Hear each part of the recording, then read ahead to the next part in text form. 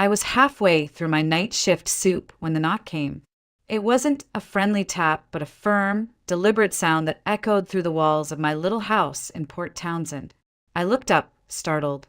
The wind outside had been howling since sunset, carrying the scent of the sea and that winter sharpness that never quite lets go. I pulled the throw blanket tighter around my shoulders and stood, the spoon clinking against the bowl as I set it down. My porch light flickered on automatically when I opened the door, and that's when I saw the patrol car. The blue and white cruiser parked just off my driveway, lights still spinning but silent.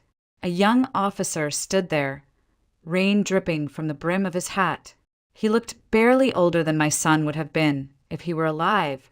"Vivian Blake?" he asked, his voice calm but urgent. I nodded slowly, already sensing the dread clawing at my chest. "We need to talk. There's been an accident. A man and a young boy were rushed to the emergency room. The names, Daniel Blake and Aiden Blake." The porch spun beneath my feet. I gripped the doorframe like it could stop time. My lips moved, but it took a moment for words to come out. "That's not possible," I whispered. They died 5 years ago." The officer hesitated. "Ma'am, I need you to come with me. Right now."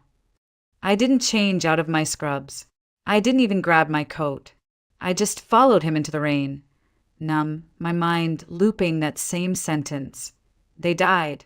I buried them. I saw the ring. I cried over their ashes. We drove in silence. The only sound was the hiss of the tires on wet asphalt and the occasional squawk of the police radio. I stared out the window, watching the raindrops race each other down the glass, and tried to make sense of the impossible. 5 years ago, Daniel had taken Aiden on a fishing trip off the coast. A freak storm hit. The boat was found wrecked. Only his wedding ring came back to me, scratched and cold in a plastic evidence bag. I had collapsed to my knees when they gave it to me. I remembered the salt on my lips, the sound of the sea, the way grief hollowed out everything I thought I knew. And now a knock on my door. A name. 2 names. Daniel Blake. Aiden Blake. Alive? As we neared the hospital, the officer finally spoke again. There was a collision. A black sedan hit the median on Highway 101. 1 male driver. 1 child in the back seat. Both transported unconscious. A third person, a woman, was in the front passenger seat. I turned sharply. "A woman?" He nodded. "Also injured. Stable condition. Registered name, Sophie Lang. Listed as spouse." That name. I hadn't heard it in years, but it landed like a thunderclap. Sophie had worked at Daniel's firm. I'd met her once at the Christmas party. Polished, charming, the kind of woman who remembered everyone's drink order and smiled a little too long at my husband. I looked down at my hands and realized I was trembling. Rain had soaked through my sleeves. My skin was freezing, but my blood burned. "Ma'am," the officer said, "are you okay?" I didn't answer. I wasn't okay. Nothing was okay. The dead were walking again, and the woman who'd stood too close to my husband might have been wearing my name for the last 5 years.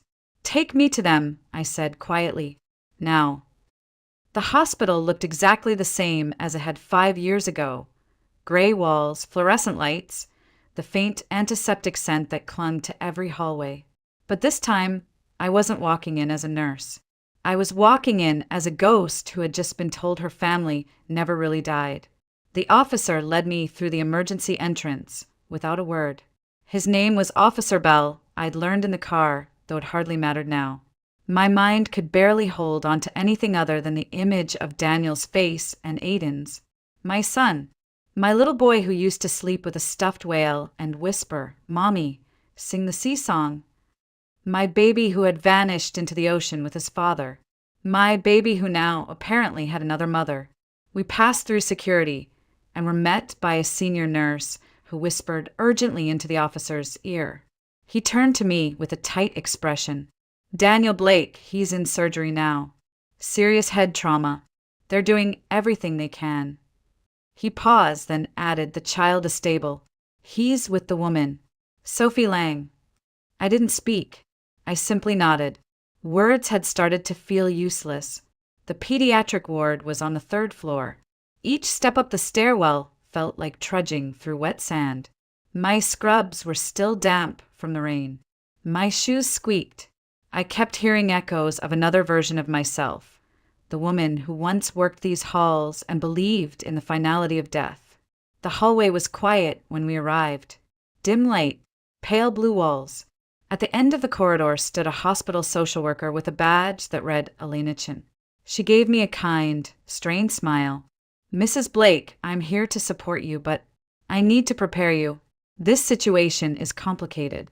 The child is conscious but confused. He's asking for Sophie. He believes she's his mother." I almost laughed. Or maybe I choked. I couldn't tell anymore. "His name is Aiden," I said through gritted teeth. "And I am his mother." Elena didn't argue. She simply looked at the closed door to room 307. "Whenever you're ready."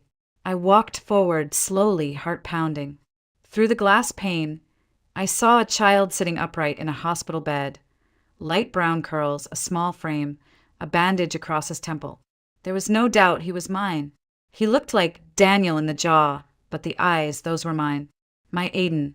And then I saw her, Sophie, sitting beside him like she belonged there, holding his hand, stroking his hair. When she noticed me, her body went rigid. She stood up slowly, her mouth parted. For a second, her face turned the color of ash. "Vivian," she whispered. I opened the door. The silence that followed was unbearable. Aiden turned to Sophie, his voice soft, afraid. "Mom, who is that?" "Mom." He called her Mom. My breath caught. My knees nearly gave way.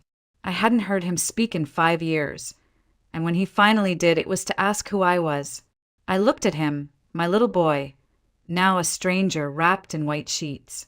"Aiden," I said, stepping forward. He blinked at me in confusion. "My name's Ethan," he said.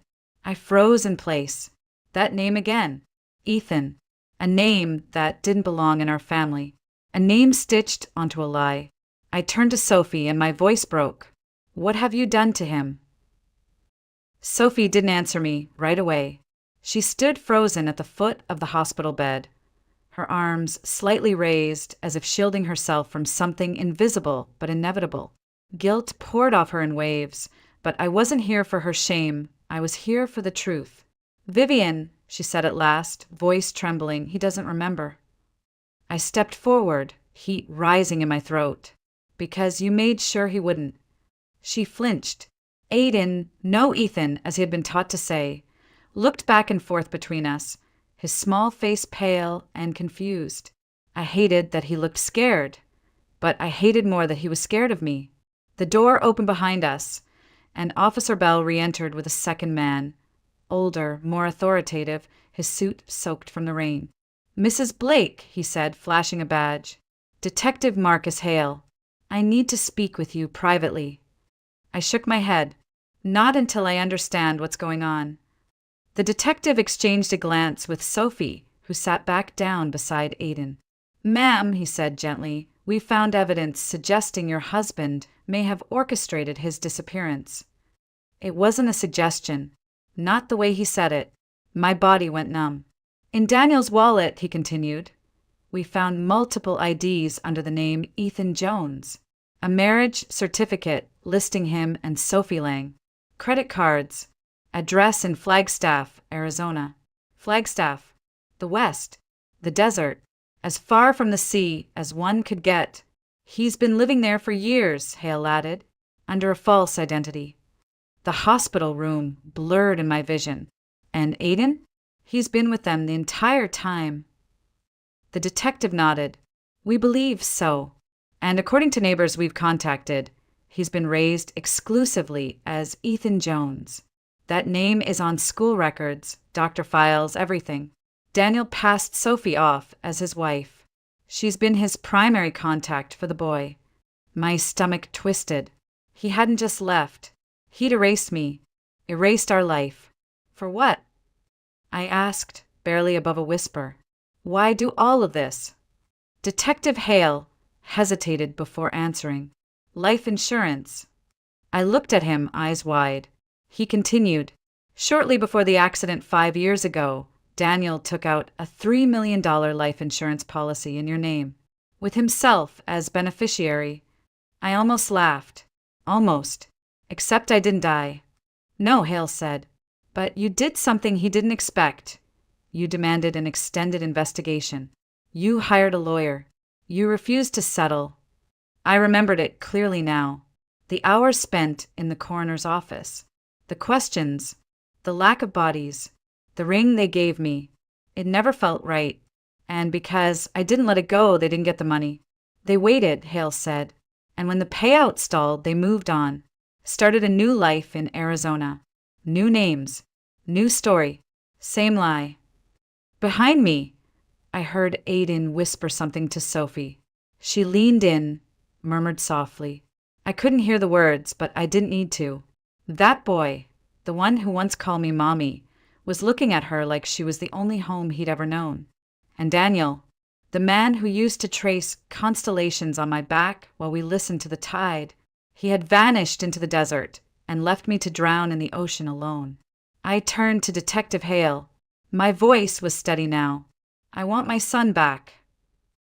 The ICU smelled like bleach and inevitability. Every hallway hummed with low mechanical noise, the beeping of monitors, the hiss of oxygen, the gentle whisper of nurses trying not to disturb the thin line between life and death.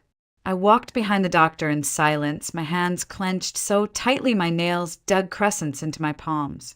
Daniel Blake lay behind curtain 7, the same man who once built a cradle for our baby by hand, who kissed my forehead before every night shift, who held my hand at my father's funeral.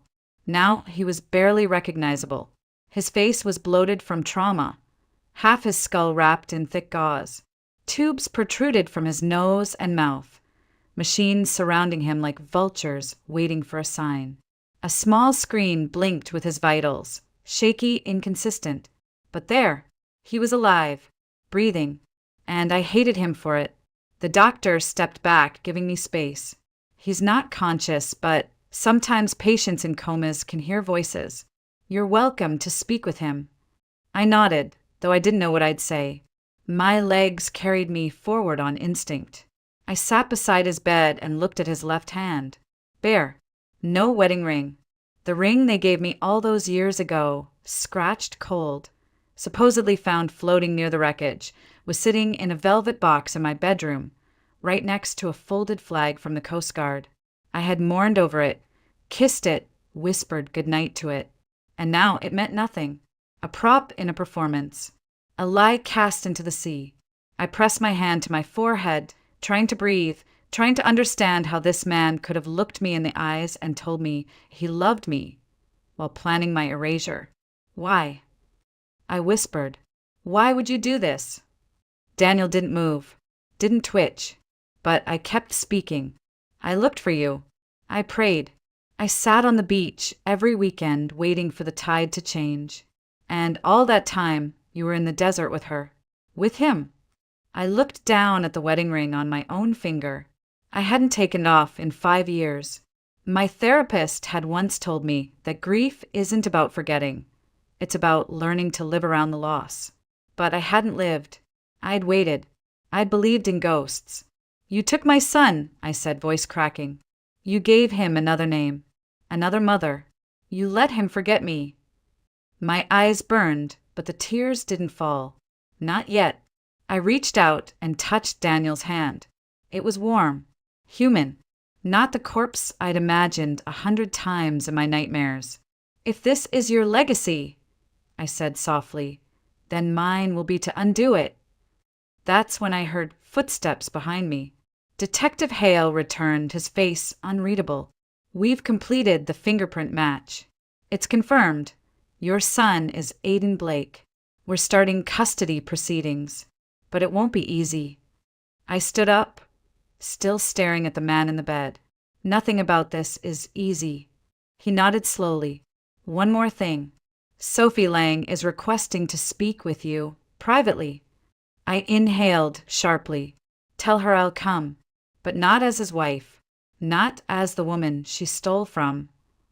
I looked once more at Daniel's broken body.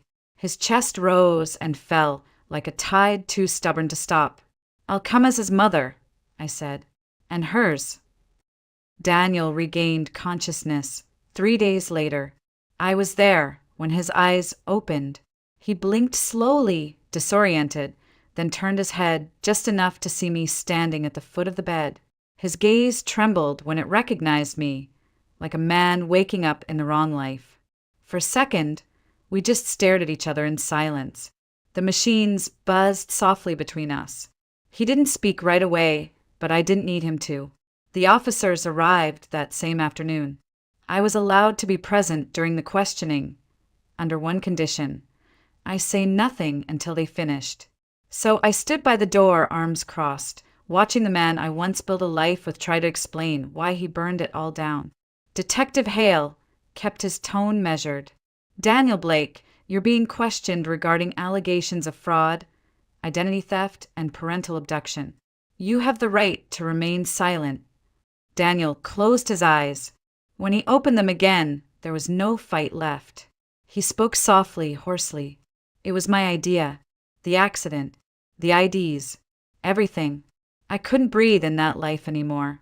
I didn't want a divorce. I just wanted out. Completely." He glanced at me once, brief, almost shameful, then looked away. "Sophie and I were already involved," he said. "But I knew Vivian would never let me go without a fight and never give up Aiden. So we made a plan. A fishing trip. No bodies. Just enough wreckage to be believable. I made sure the ring was damaged. Looked like it had been through something." He paused, swallowing hard. "We moved to Arizona under new names. She became Rebecca. I became Ethan. Aiden, we started calling him that too. He cried for weeks, asked for his mom. But Sophie was patient. She kept reminding him. Slowly he stopped asking. My hands trembled, fingernails digging into my arms.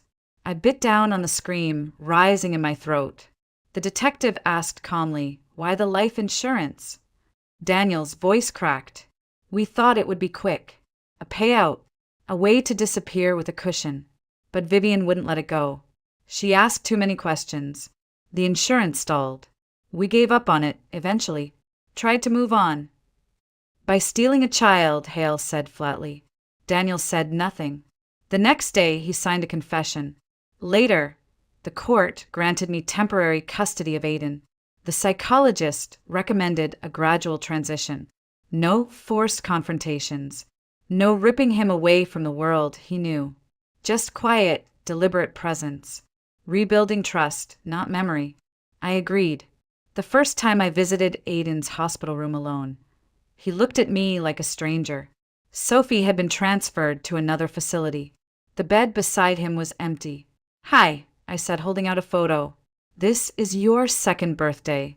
I made the cake myself. Blue icing, your favorite." He studied the picture. The boy in it had frosting on his cheeks and wore a crown made of construction paper. His smile was crooked, familiar. "I don't remember that," he said. "That's okay," I whispered. "You don't have to." Each day, I brought something new. A story, a stuffed whale, a seashell from Port Townsend's beach. Something real. Something mine. Eventually, he asked, "Are you really my mom?" I nodded, tears quietly slipping down my face. "I gave birth to you. I raised you for your first 3 years. I sang you the sea song." He didn't answer, but that night when I left the room, he said something that stopped me cold.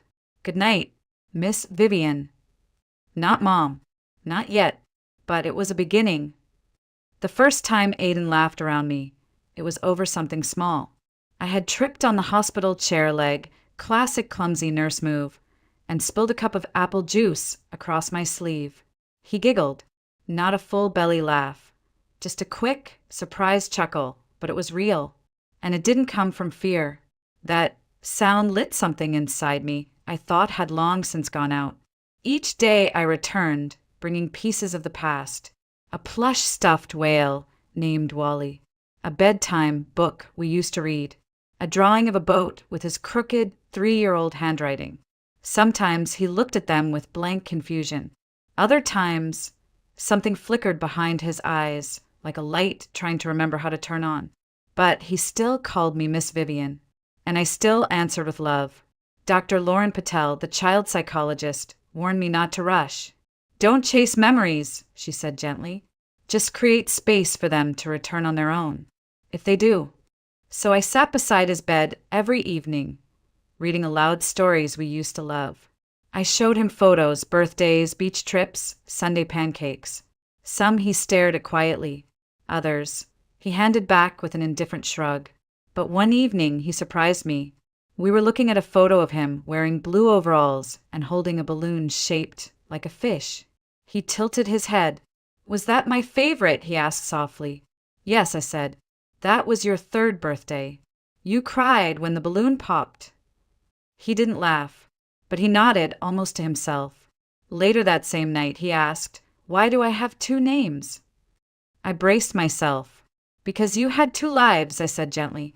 "You were born Aiden Blake. That's the name I gave you. But for the last 5 years, you've been called Ethan Jones." He looked down at his blanket. "Is Dad a bad guy?" I sat still, the weight of that question enormous. "I think Dad made a very big mistake," I said. "And mistakes hurt people. But I think he still loved you." He nodded again. "Do you love me?" I leaned forward, reaching for his small hand. I never stopped. A week later, the court granted me full legal custody, with a gradual reintegration plan overseen by Dr. Patel. Sophie had been sentenced to 5 years. Daniel, 7. Their bail had been denied. I didn't attend the hearings. I couldn't bear to see either of them again. Aiden moved in with me shortly after. The first few nights were hard. He cried for Sophie in his sleep, woke up confused, disoriented, calling out Mom. But not for me. I sat outside his room, pressing my forehead to the door, letting his grief burn through me. Then one morning, just before dawn, I heard small footsteps. He came into my room, dragging his blanket, and climbed silently into bed beside me. He curled up against my side and whispered, "I don't know if I'm Aiden or Ethan today, but I feel safe." I wrapped my arms around him and didn't speak. We didn't need words. Some nights, he still wakes up crying. Some days, he calls me Vivian. Other days, he slips and, Mom, escapes before he catches it and stumbles. I never correct him. Healing isn't linear. Memory isn't loyalty. I'm not fighting for who he used to be. I'm learning who he is now, and I'll meet him there. Every time. Rebecca Lang, no, Sophie had asked to see Aiden. The request came through her court-appointed attorney a month after the sentencing. She was serving her time in a medium-security facility outside Spokane, and the request was worded carefully. Supervised visitation in consideration of her 5-year maternal role. My first instinct was rage. The very idea that she deserved access to him after what she did felt obscene. But Dr. Patel urged caution. He remembers her, she said, not as a villain, but as the person who packed his lunch and kissed his scraped knees. We can't erase 5 years. Erase. That word lingered. They had tried to erase me. And yet here I was, holding my son's hand through nightmares, teaching him how to ride a bike again, laughing when he declared vegetables are evil with the dramatic flair only a child could conjure. The bond was growing, not from memory but from choice, from presence. So I said yes. 1 visit. Supervised. Nothing more. That morning, Aiden was quiet. He wore the blue hoodie I bought him for his first week of school and clutched Wally the Whale to his chest. When I asked if he wanted to bring anything else, he shook his head. The visitation room was a sterile space with 2 white walls and 2 plastic chairs. Sophie was already inside when we arrived. She looked smaller, paler, her hair pulled back, her eyes red. She stood when she saw him. "Ethan," she whispered. He didn't move. I stepped aside but remained in the room. A court officer stood in the corner. For a long moment, nothing happened. Then Aiden spoke, barely audible. My name's Aiden now. Sophie swallowed. I know, sweetheart. I've missed you. He looked down. You lied. Tears filled her eyes. I did. And I'm so sorry. I thought I was doing the right thing. I thought we could be a family. I didn't mean to hurt you. But you did. His voice was flat, simple, not angry, just a child stating the truth. Sophie nodded, lips trembling. I know. He looked over at me, then back at her. Mom says people can make big mistakes and still love you. A long silence followed. Is that true? He asked. Sophie's breath caught. Yes, I do love you. He didn't respond. He simply walked to me, took my hand and said, I'm ready to go home. We walked out in silence. No tears, no drama, just the weight of something final settling behind us. In the car, he leaned against me.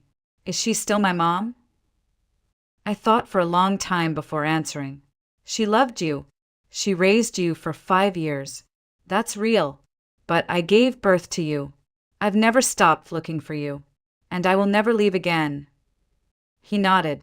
Okay. Later that night, he whispered as I tucked him in, if I have 2 moms, does that mean I have 2 hearts? I smiled. Maybe it just means yours is big enough for both. He drifted off to sleep with Wally in his arms, and for the first time in 5 years, I didn't dream of the sea swallowing everything I loved. I dreamt of my son walking toward me whole. 6 months later, we returned to the beach. It wasn't the same shore where I had last seen Daniel and Aiden disappear into the gray morning fog 5 years ago.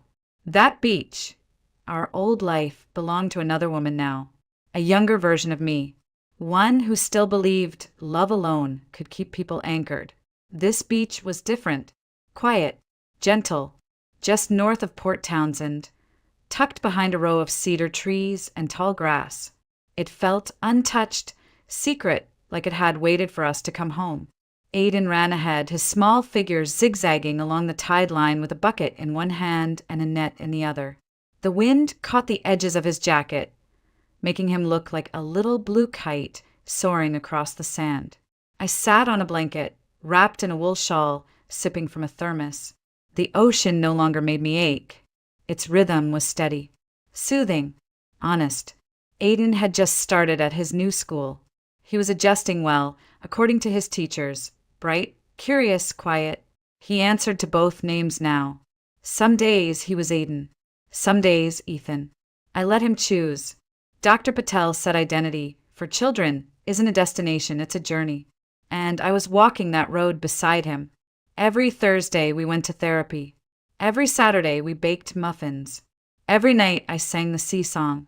Sometimes he cried for Sophie. I let him. Sometimes he asked about Daniel. I answered as gently as I could. He didn't want to visit his father in prison. Not yet. Maybe not ever. I didn't push. That choice belonged to him. As for Daniel, he'd written letters. I read the first one, then put it away. It wasn't forgiveness I needed, it was distance. I had spent too many years drowning in his absence. I wasn't going to drown in his guilt. Aiden's voice pulled me back. Mom. I turned. He held something up in his hand, running toward me, barefoot, grinning. I found a spiral shell, like in that picture. I smiled and opened my arms as he barreled into me. We examined it together. It was small and pale pink, swirled like a memory. You want to keep it? I asked. He nodded. For the shelf. We had started a collection. One shell for each moment we chose to move forward. We didn't keep the perfect ones, only the ones that had cracks, the ones that had survived the tide. Later, as the sun began to sink, we sat side by side, our toes buried in the cool sand. Mom, he said, voice quiet, was I really gone? I looked out over the water, then back at him. You were never really gone, just hidden, like this shell. He nodded, thoughtful. And now, he asked. Now, I said, wrapping an arm around his shoulder, you're home. He leaned against me, warm and solid and real. For the first time, I didn't feel haunted. I felt grounded, present. alive. I had spent 5 years mourning ghosts. But here, on this quiet stretch of coast, I realized something simple and extraordinary. This wasn't a story about what was lost. It was about what I chose to reclaim. My son, my voice, myself. And in the end, the waves didn't take everything from me. They gave something back.